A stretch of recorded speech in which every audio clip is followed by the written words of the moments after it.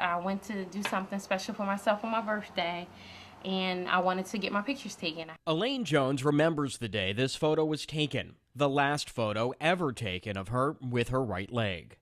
So I went to get my pictures taken, and when I see those pictures, they just remind me that I was once whole. The 36-year-old mother of 5 can only recall through photos what it was like to stand. Now, this is what's left of her right leg. She calls it her stump, and this is how she gets around. That's how I get something to drink.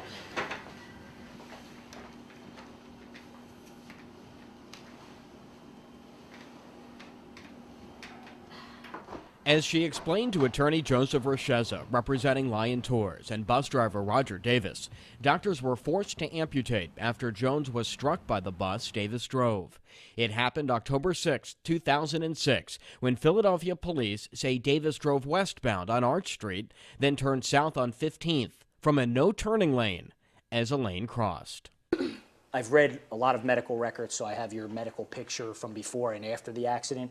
My understanding is that I'm going to try to summarize it very quickly just to give you orientation, is that you went to the hospital, you had multiple surgeries initially at the hospital that resulted in them amputating your toes off before you left, correct? Yes. Okay. Then you go through a healing process for that, and ultimately the time came you went through some therapy and you had visiting nurses, and then you ended up having a below-the-knee amputation. Yes. And that, my understanding, was done in October of 2007, is that right? Yes. All right. And then in, I think it was April of this year, you ended up getting the prosthesis? Yes. Okay, and again, there's some healing had to occur and some things had to happen with your leg before they could give you a prosthesis, correct? Yes. Elaine Jones admits there was no crosswalk where she crossed, but did on that misty morning what so many do every day, even this police officer. Wait for traffic to stop, look around, and cross amidst a confusing array of lights and signs. Just before being run down, Elaine says she saw the bus that later hit her. It was in the middle lane and wasn't signaling a turn.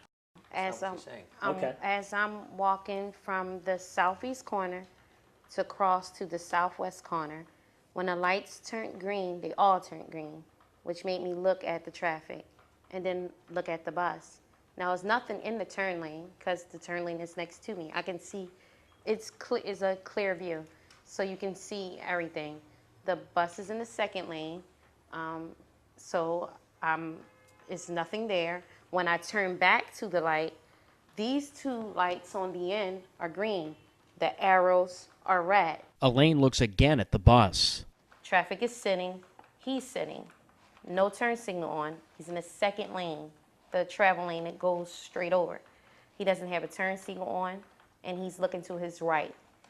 He's not in the turn lane. Before I